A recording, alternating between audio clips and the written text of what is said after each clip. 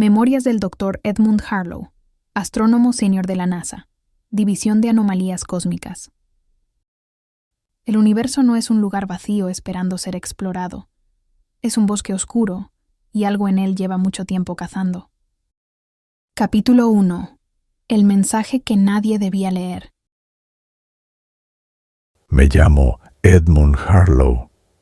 Tengo 65 años, artritis en la mano derecha, una pensión que jamás voy a cobrar y el conocimiento más aterrador que un ser humano haya cargado en toda la historia de nuestra especie. Nací en Bristol en 1959, el mismo año en que un grupo de ingenieros del gobierno británico y americano, encerrados en una sala sin ventanas en algún lugar de Nevada, descubrieron algo que cambió para siempre la manera en que los hombres de traje negro duermen por las noches, o más bien, la manera en que dejaron de hacerlo. Llevo 40 años trabajando para la NASA.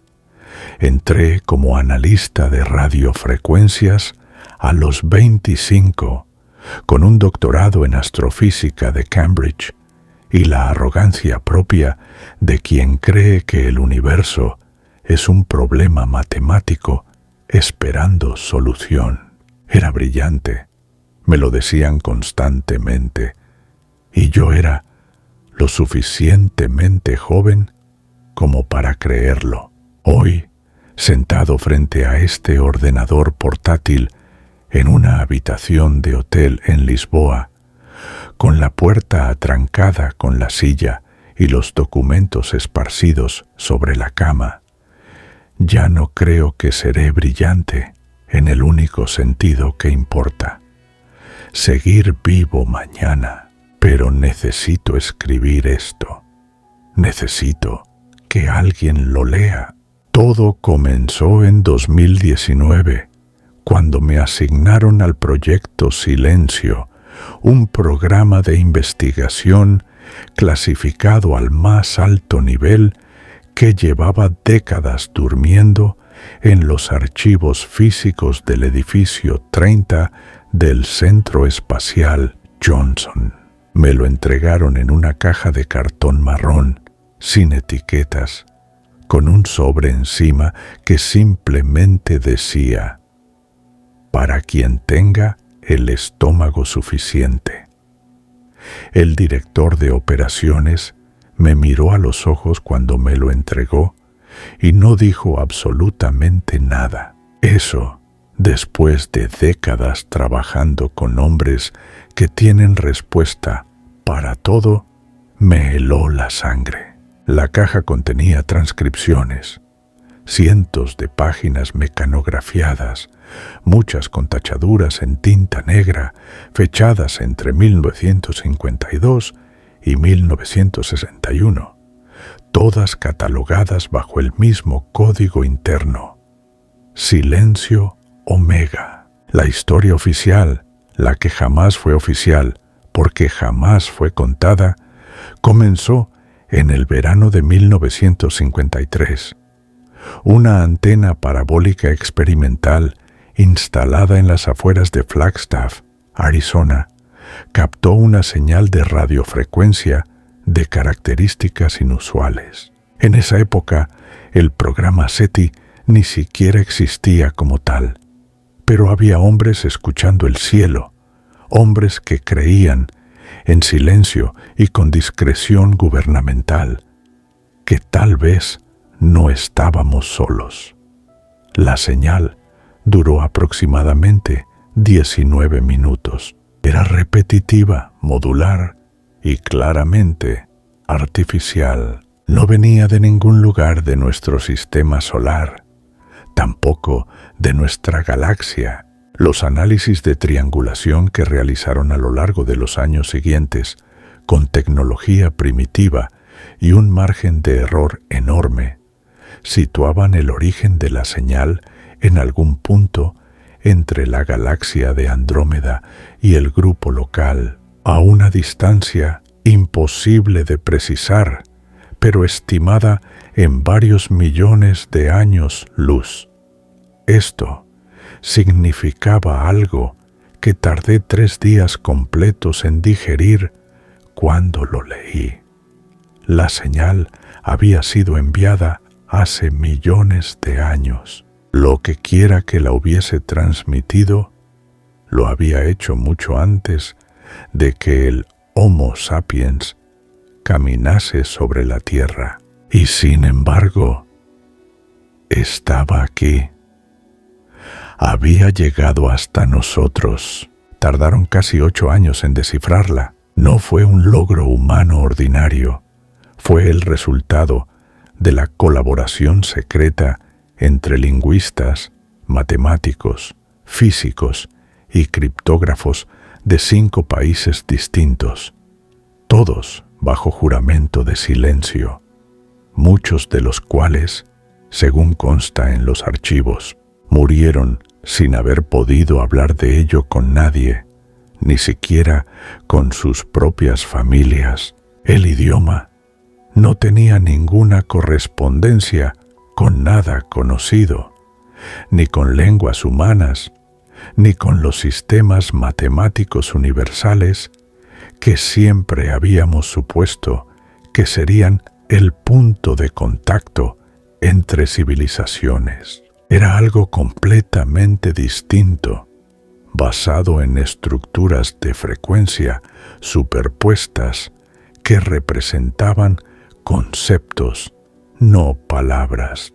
Los lingüistas lo llamaron, en sus notas internas, el idioma del miedo, no por romanticismo poético, sino porque fue la primera impresión funcional que tuvieron cuando los patrones empezaron a tener sentido.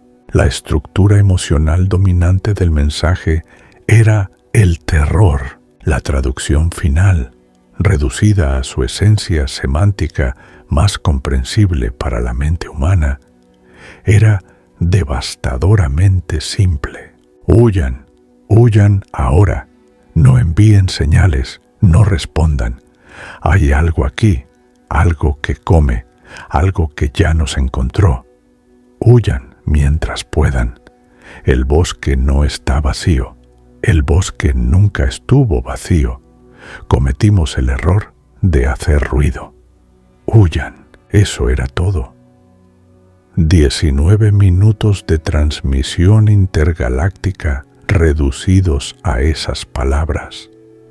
Un grito de auxilio lanzado al vacío por una civilización que, para cuando nosotros lo escuchamos, llevaba millones de años muerta. Cuando leí la traducción por primera vez, tuve que salir al pasillo del edificio y apoyarme contra la pared durante un buen rato. Un técnico me preguntó si me encontraba bien. Le dije que sí. Era la primera mentira de muchas. El gobierno, naturalmente, lo clasificó todo de inmediato. La decisión fue tomada en los niveles más altos, en una reunión de la que no existe acta, en algún lugar entre Washington y Londres, a finales de 1961. La justificación oficial, reconstruida a través de notas dispersas que encontré en la caja, era triple. Primero, el pánico social sería incontrolable. Segundo, no había nada que la humanidad pudiese hacer con esa información en ese momento.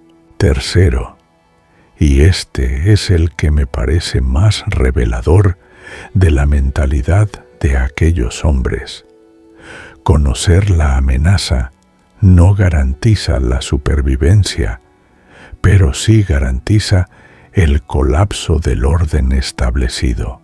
Así que callaron, durante décadas callaron, Yo fui el primero en desenterrarlo en casi 30 años y cometí el error de seguir tirando del hilo, porque el mensaje, verán, no era lo más aterrador de la caja. Lo más aterrador era una nota manuscrita, sin firma, pegada en la última página de las transcripciones. Estaba escrita con la urgencia temblorosa de alguien que sabe que no tiene mucho tiempo.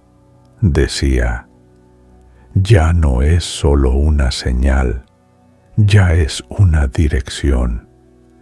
Y apunta hacia aquí. La nota no tenía fecha. Empecé a investigar por mi cuenta. Eso fue en enero de 2019.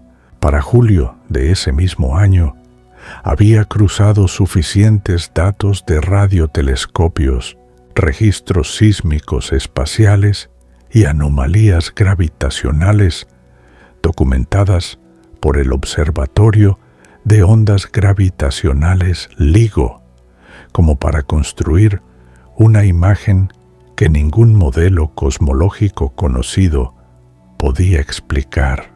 Había algo moviéndose en el espacio profundo, algo con una masa que los instrumentos calculaban con márgenes de error tan grandes que los propios ordenadores marcaban los resultados como error de sistema antes de que yo pudiese guardarlos. No era un error de sistema, era que los instrumentos no habían sido diseñados para medir algo así.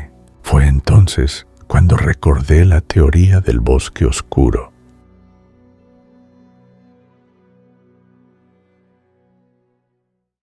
Capítulo 2. La teoría del bosque y el cazador.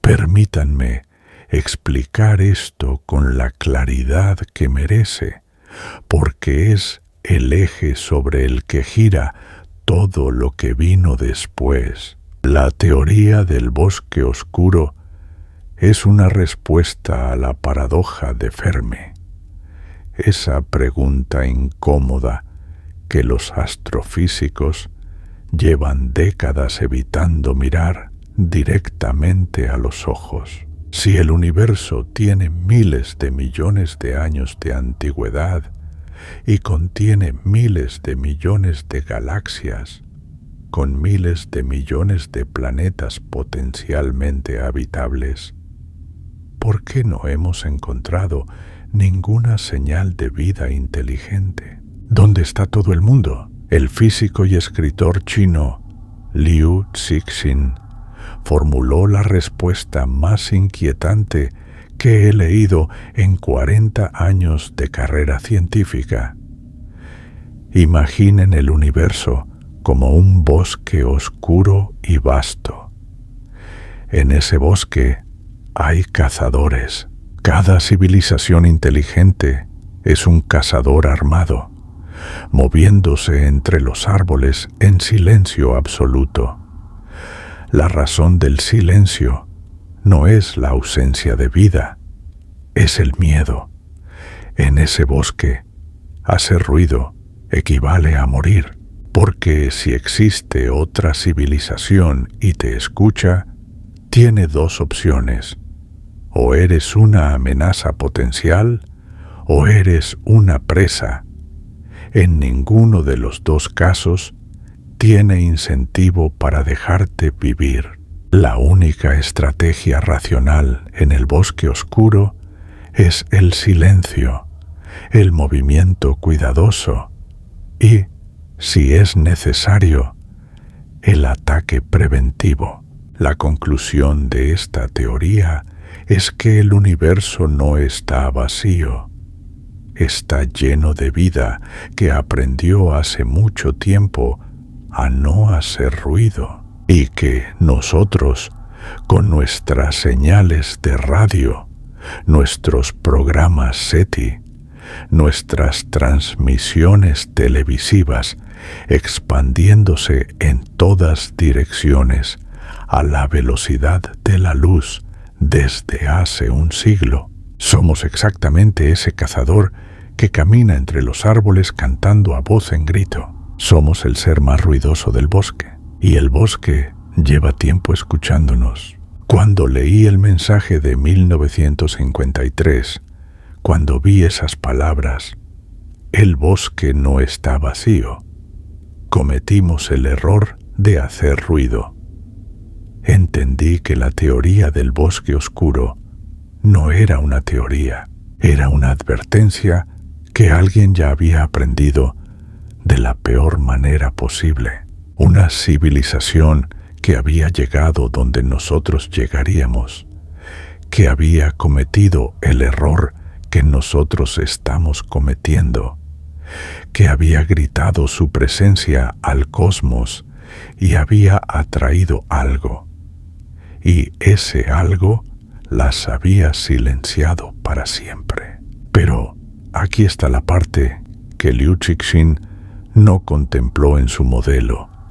Aquí está el detalle que ningún teórico del bosque oscuro había considerado, porque nadie había tenido acceso a lo que yo tenía en esa caja. En el bosque oscuro, los cazadores se esconden de otros cazadores. El equilibrio del terror funciona porque los participantes son más o menos comparables en escala. Civilizaciones con tecnología avanzada, con naves, con armas, con estrategia. El bosque oscuro asume que el peligro viene de otros como tú, pero más hábiles. Nadie había contemplado que en el bosque pudiese haber algo que no fuera un cazador, algo que no cazara, algo que simplemente comiera. El 3 de marzo de 2021, el equipo del Event Horizon Telescope reportó internamente, sin publicación pública, una anomalía en las mediciones gravitacionales de la región conocida como Sagitario A, el agujero negro supermasivo en el centro de nuestra galaxia. La anomalía consistía en una irregularidad en la curvatura del espacio-tiempo circundante que no correspondía a ningún objeto conocido. Era como si algo de masa inconmensurable estuviese en esa región, algo que los telescopios no podían ver directamente. Me filtraron ese informe 3 semanas después de su redacción. No voy a decir quién me lo pasó, solo diré que era alguien con suficiente conciencia como para saber que yo necesitaba saberlo, y suficiente miedo como para no querer que su nombre apareciera en ningún documento relacionado. Crucé ese informe con los datos que ya tenía, con las anomalías gravitacionales que yo había estado rastreando, con la dirección que apuntaba la nota manuscrita de la caja. Todo convergía, y entonces, en septiembre de 2022, llegó la noticia que terminó de romper mi capacidad de dormir de manera permanente. Sagitario A había desaparecido, no en el sentido de que los telescopios hubieran dejado de detectarlo, desaparecido en el sentido de que las mediciones gravitacionales en el centro de nuestra galaxia habían cambiado de manera radical e inexplicable. La masa que correspondía al agujero negro supermasivo de 4 millones de masas solares que ancla el centro de la Vía Láctea, la masa que lleva miles de millones de años en ese lugar, manteniendo la estructura de nuestra galaxia, ya no estaba donde debía estar, o más exactamente, había algo donde antes estaba él. Algo más grande, mucho más grande. Y ese algo no era Sagitario A. Lo habían devorado. Sé cómo suena. Lo sé. He pasado 40 años siendo la persona que evalúa las afirmaciones extraordinarias de otros con el escepticismo más frío que un cerebro humano puede sostener.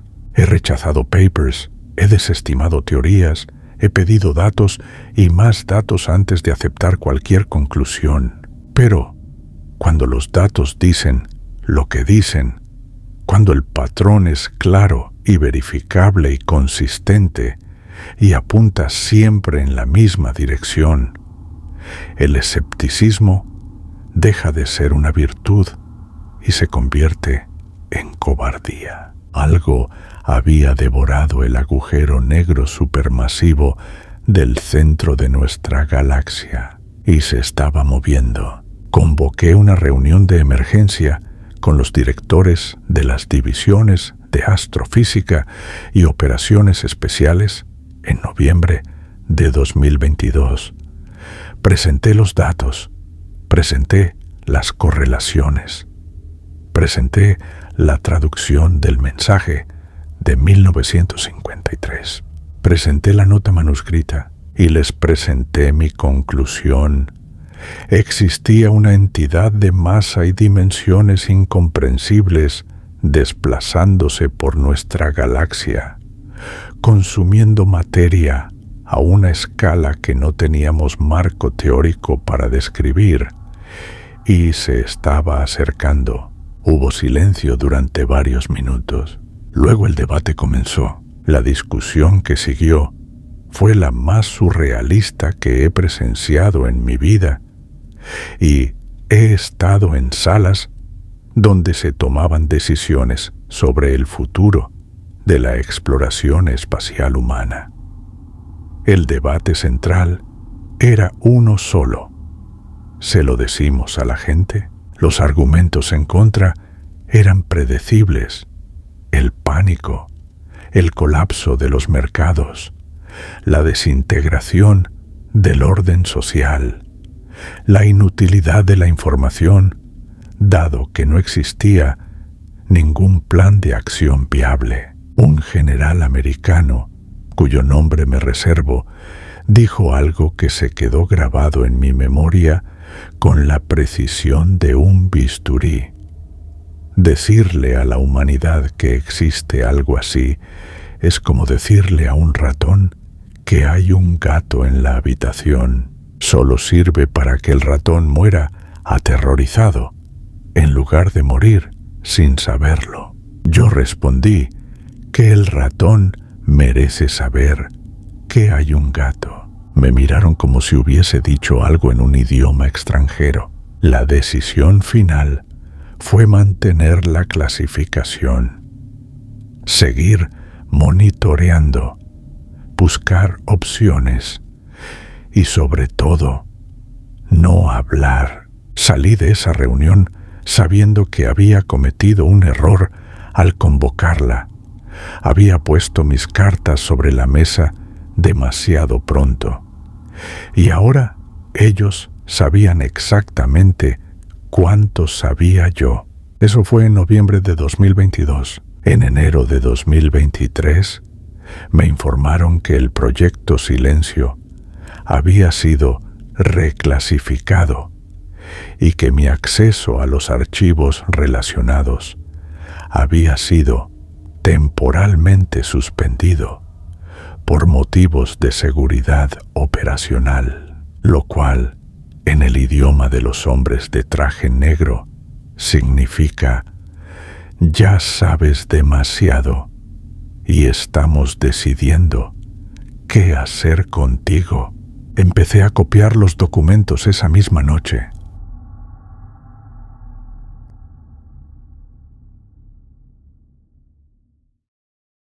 Capítulo 3. El ojo. El 17 de agosto de 2023, a las 3:47 de la madrugada, hora del Pacífico, Todas las cámaras orientadas al cielo nocturno en el hemisferio norte captaron simultáneamente la misma imagen: un ojo, no una estrella con forma de ojo, no una nebulosa con esa apariencia casual que a veces tienen los fenómenos astronómicos y que los divulgadores científicos transforman en titulares de portada. Un ojo, una estructura perfectamente circular de un iris de un color que no existe en el espectro visible humano y que los sensores de las cámaras registraron con diferentes aproximaciones cromáticas, porque ningún sistema óptico diseñado por el ser humano tiene los receptores necesarios para capturarlo fielmente, rodeado de algo que funcionaba como un párpado, como una membrana, como el borde de algo tan enormemente grande que su curvatura se perdía más allá del horizonte visible en todas las direcciones. Cubría aproximadamente un cuarto del cielo nocturno. Lo vieron millones de personas esa noche. Las redes sociales colapsaron en cuestión de minutos. Los gobiernos intentaron de manera simultánea y completamente infructuosa dar algún tipo de explicación coherente. Se habló de aurora boreal de dimensiones inusuales, de un experimento de proyección lumínica a escala global, de un fenómeno atmosférico sin precedentes. Ninguna de las explicaciones duró más de pocas horas antes de ser destruida por la simple observación directa de cualquier persona con ojos y sentido común. Era un ojo y miraba hacia abajo desde mi hotel en Houston, donde llevaba 3 meses viviendo después de haber dejado mi apartamento. Seguí las noticias con una mezcla de terror y de algo parecido a un alivio enfermizo. Durante meses había cargado con este conocimiento solo, con los documentos escaneados en 3 discos duros encriptados distribuidos en 3 países distintos, hablando con nadie, durmiendo mal, comiendo peor, sintiéndome como el único ser humano en el planeta que sabía que el mundo se estaba terminando. Ya no era el único que lo sabía, aunque nadie más entendía todavía lo que estaban viendo. Los científicos que aparecían en televisión, los astrofísicos convocados de urgencia, los expertos consultados en directo, decían las cosas correctas en el tono incorrecto. Decían que era incomprensible, que no había explicación, que los modelos no contemplaban nada parecido, pero lo decían con la voz de quien enfrenta un problema nuevo, no con la voz de quien enfrenta el fin de todo. Todavía creían que era un fenómeno, todavía creían que había una explicación que encontrar. No era un fenómeno, era una presencia. El ojo estuvo visible durante 17 días. Durante esos 17 días no hizo nada. No emitió radiación detectable. No alteró los campos gravitacionales locales de manera medible. No comunicó nada. Simplemente estuvo ahí, en el cielo, mirando, con una paciencia que era en sí misma la cosa más aterradora de todo el asunto, porque implicaba una relación con el tiempo completamente ajena a cualquier marco de referencia biológico o civilizacional que pudiésemos imaginar. 17 días para nosotros podría ser la fracción de un segundo para algo así. Los gobiernos intentaron comunicarse. Por supuesto que lo intentaron. Transmisiones de radio en todas las frecuencias conocidas. Señales láser hacia el punto focal del iris. Incluso, y esto me enteré más tarde a través de fuentes que prefiero no especificar, el intento de transmitir la secuencia matemática de los primeros números primos, el mismo mensaje de buena voluntad universal que los ingenieros del SETI llevan décadas proponiendo como protocolo de primer contacto.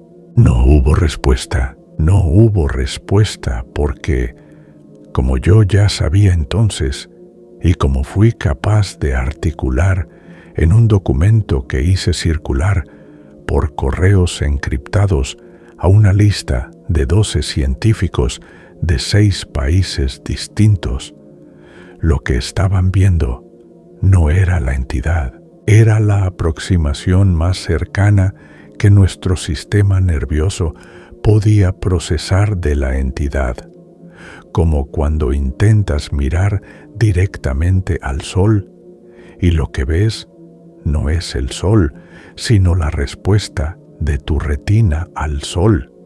El ojo no era un ojo, era lo que nuestros cerebros fabricaban cuando intentaban procesar algo cuya forma real no tiene traducción posible en términos de geometría tridimensional, materia ordinaria o cualquier categoría conceptual que el ser humano haya desarrollado en toda su historia evolutiva. Lo que estábamos viendo era una alucinación colectiva generada por la incapacidad de nuestra arquitectura neuronal para representar lo que realmente estaba ahí. Y lo que realmente estaba ahí era, según mis cálculos, a aproximadamente 0.3 años luz de distancia del sistema solar. Una de las científicas a las que contacté, una cosmóloga rusa que trabaja en el observatorio de Selenchukskaya, me respondió con una sola frase. Entonces ya nos vio. Hace tiempo que nos vio y no se ha movido porque no tiene prisa. Eso fue lo que más me quebró de todo. No la escala, no la incomprensibilidad, no el hecho de que algo hubiese devorado un agujero negro como quien toma un sorbo de agua. Lo que me quebró fue imaginar la diferencia de escala temporal. Para algo así, para algo que existe en una dimensión de masa y tiempo que trasciende cualquier parámetro que nuestros modelos físicos puedan manejar, la historia entera de la humanidad podría ser un instante demasiado breve para ser percibido. La civilización que envió el mensaje de ayuda en el equivalente a nuestros años 50, que llevaba millones de años muerta cuando nosotros lo recibimos, podría haber durado desde el punto de vista de esta entidad lo que dura una chispa.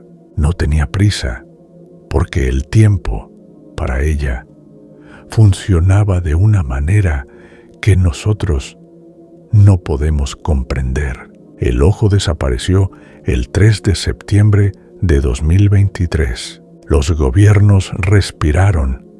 Los medios comenzaron el lento proceso de normalización narrativa que siempre sigue a los eventos que no tienen explicación y que el poder prefiere olvidar.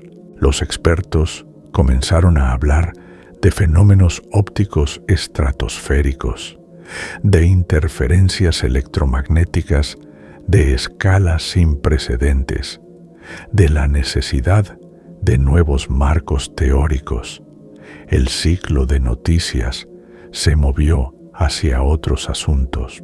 Yo observé todo eso desde mi hotel en Lisboa, a donde había llegado 2 semanas antes con 3 discos duros, un ordenador portátil y la certeza de que mi teléfono y mis correos electrónicos llevaban meses siendo monitoreados por personas que trabajan para gobiernos que prefieren que yo no escriba lo que estoy escribiendo ahora mismo, porque los datos no dejaron de llegar, porque el ojo desapareció, pero la anomalía gravitacional no, porque las lecturas que recibo cada semana de 2 fuentes que siguen pasándome información desde dentro del sistema me dicen que la perturbación en el espacio-tiempo en los bordes exteriores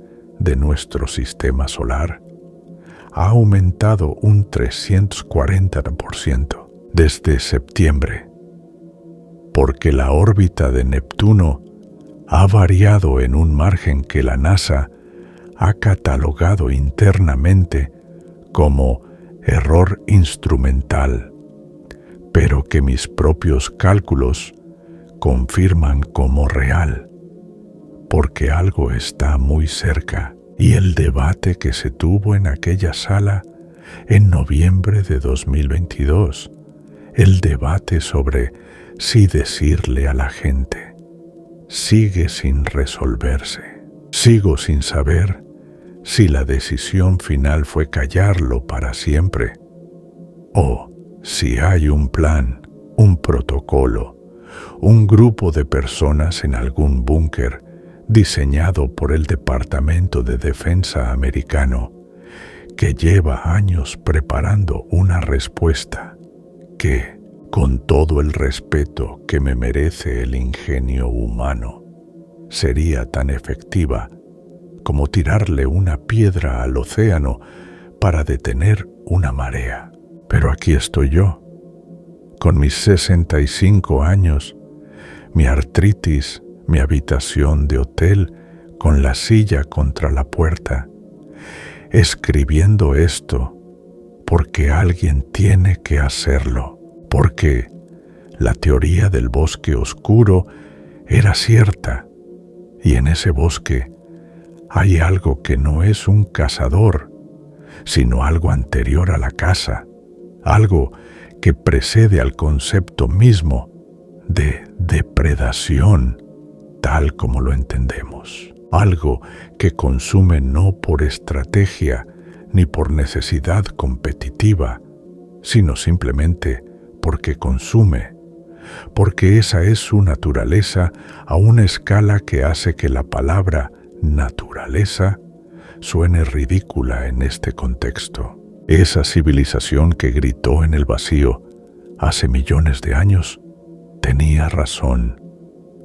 Cometieron el error de hacer ruido, y nosotros llevamos un siglo siendo el ser más ruidoso del bosque, lanzando ondas de radio en todas las direcciones, transmitiendo nuestra música y nuestras guerras y nuestros deportes y nuestros dramas al cosmos, anunciando con cada frecuencia que emitimos: aquí estamos, aquí estamos, aquí estamos.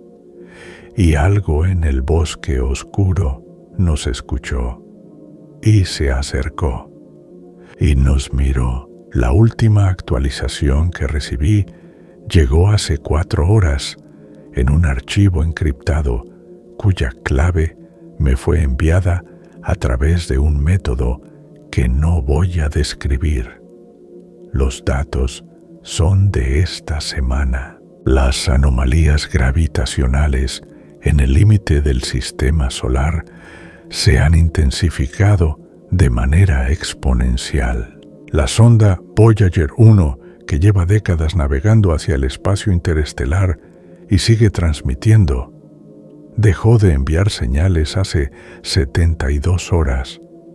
No por fallo técnico, porque la NASA ha calculado internamente que algo en esa región del espacio ha generado una perturbación suficientemente grande como para interferir con sus transmisiones o para interrumpirlas. Afuera, en la calle de Lisboa, escucho la ciudad, tráfico, voces, un niño que llora en algún piso de arriba, la radio de alguien que pasa en coche. Todo suena igual que siempre. Todo suena completamente normal, con esa normalidad hermosa y frágil que tiene la vida cotidiana cuando no sabe que está siendo observada. No sé lo que va a pasar y quiero ser completamente honesto al respecto, porque he pasado 40 años en la ciencia y la honestidad sobre los límites del conocimiento es lo único que me queda intacto después de todo esto. No sé si lo que está ahí afuera nos consumirá como consumió a Sagitario Ash, como presumiblemente consumió a la civilización que envió ese grito de auxilio hace millones de años. No sé si la escala de lo que está ocurriendo tiene algún parámetro temporal que se solape con el tiempo humano de una manera que importe para nosotros. No sé si hay algo que hacer, ni si los hombres en sus búnkeres están haciendo algo o simplemente esperando. No sé si esta noche el cielo va a cambiar. No sé si mañana voy a poder salir de este hotel o si voy a querer hacerlo. Lo que sí sé es esto, y lo escribo como el único legado que un hombre de 65 años con artritis y 3 discos duros puede dejar al mundo. No somos el centro de nada, no somos la medida de nada. El universo no fue hecho a nuestra escala, no funciona según nuestras categorías, no obedece a nuestra narrativa de héroes y villanos y civilizaciones que se encuentran y se comunican y aprenden las unas de las otras. El universo es antiguo y enorme y oscuro, y en ese bosque oscuro hay cosas que no saben que existimos de la misma manera que nosotros no sabemos que existen los microorganismos que viven en los abismos oceánicos.